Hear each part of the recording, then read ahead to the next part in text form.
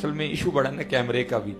आजकल वो कमरे वाली सरकार भी वारद हुई है, उसका काम ही बस बैठ के कीड़े निकालना है, और उसको बेचारे को आता भी कुछ नहीं है, बस कीड़े निकालेगा बैठ के। तू मर जाना कीड़े कट कट के, कीड़े वाली सरकार, तू मर जाना कीड़े कट कट के, तू मर जाना है। तेरे जैसे कई मर गए, तेरे जैसे कई मर गए। तू सड़, तू मर, तू अपने कमरे में मर जाना बह गए कीड़े कट कट के। तू मर जाना अपने कमरे च बैठे बैठे कीड़े कट कट के मर जाना जिसने कीड़े निकाल। और ये को पहला नहीं आया, ऐसे बड़े आए हैं इससे पहले जो कीड़े निकाल निकाल के चले गए। लेकिन कुर्बान जाऊं, आज भी उन्हीं की कब्रें जिंदा है, कीड़े वाले किसी को नहीं जानता कोई।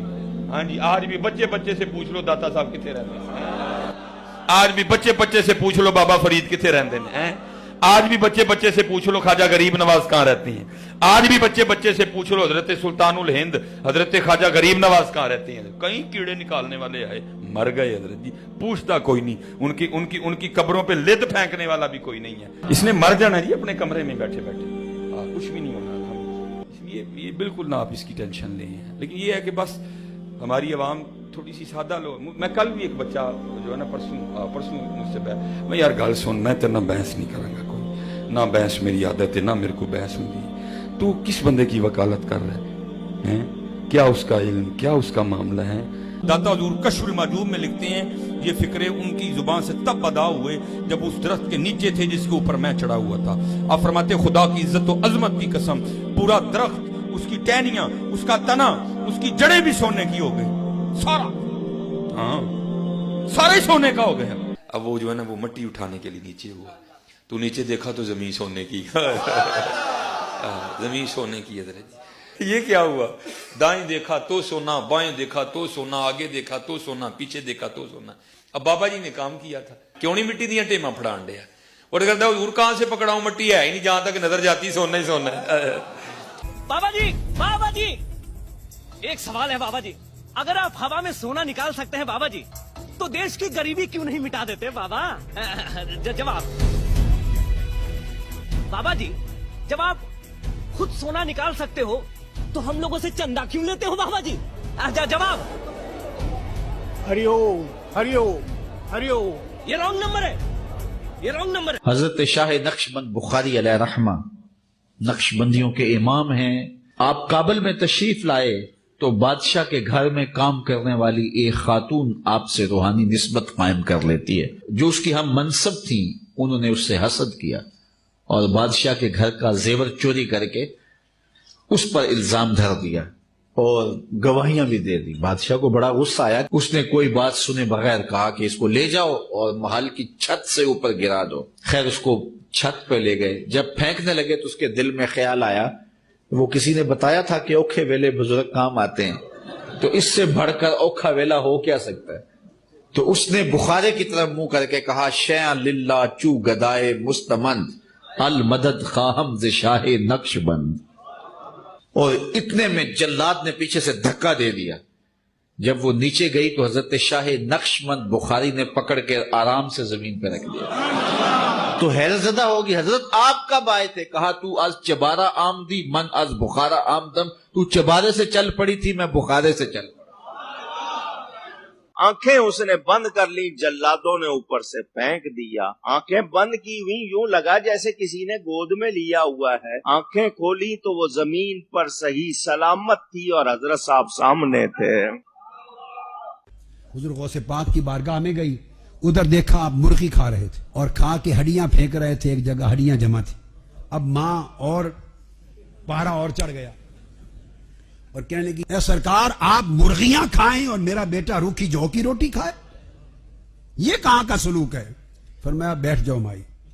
जब खाने से फारिग हुए तो हड्डियां जमा थी। आपने हड्डियों से कहा कि हड्डियों दोबारा मुर्गा बन के खड़ी हो जाओ। देखते देखते मुर्गी जिंदा होकर खड़ी हो गई। आपने फरमाया तेरा बेटा जब इस मुकाम पे पहुंच जाएगा तो फिर जो चाहे खाता भी रहे। क्या औलिया इकराम और पीर हजरात क़यामत के दिन शफात करेंगे? जी, अगर वो सहीउल अकीदा हुए तो जरूर करेंगे। बुखारी मुस्लिम की हदीस है, जब एक दफा शफात का दरवाजा रसूलुल्लाह के मुबारक हाथों पे खुलेगा फिर अंबिया, फरिश्ते और नेक लोग भी शफात करेंगे। मैंने पूरी वीडियो रिकॉर्ड करवाई है शफात से मुताल्लिक अकीदा। लेकिन ان نیک لوگوں سے مراد وہ لوگ ہیں جنہوں نے اللہ کی عبادت کی ہوگی، رسول اللہ کی پیروی کی ہوگی عز و جل و صلی اللہ علیہ وآلہ وسلم۔ ہمارا عقیدہ ہے کہ سیدنا ابو بکر، عمر، عثمان و علی رضی اللہ عنہم اجمعین وعلیہم السلام اجمعین شفاعت کریں گے، اور ویسے کرنے کے بارے میں احادیث موجود ہیں صحیح مسلم کے اندر۔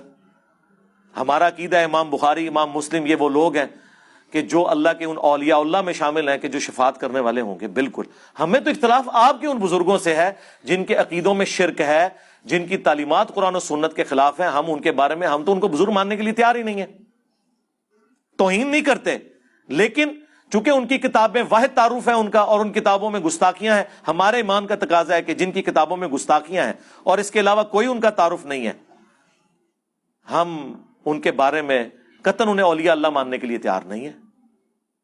سیدھی سی بات ہے۔ لوگ پوچھ رہے ہوتے ہیں ہم ان بزرگوں کی قبروں پہ جائیں، تو میں نے پچھلی اتوار کو نا رجوع ریکارڈ کرا دیا اپنا اس کے اوپر۔ میں تو پہلے دسیا جدوں میں رجوع ریکارڈ کراواں نا تو پھر سمجھ لو کہ گل وچ کوئی اور نکل آئی ہے۔ آپ جائیں جس دربار پہ آپ نے جانا ہے، ویسے تو حکم درباروں پہ جانے کا نہیں ہے، قبروں پہ جاؤ تاکہ آخرت کی یاد آئے، صحیح مسلم کی حدیث ہے۔ مزارات پہ جانے نہیں، کیونکہ مزارات تو بنانا ہی غلط ہے، صحیح مسلم کی حدیث ہے۔ میں تمہیں منع کرتا ہوں قبریں پکا کرنے سے، قبروں پر عمارت بنانے سے اور اس پہ بیٹھنے سے۔ ڈائریکٹ بیٹھنا بھی منع ہے اور مجاور بن کے بیٹھنا بھی منع ہے۔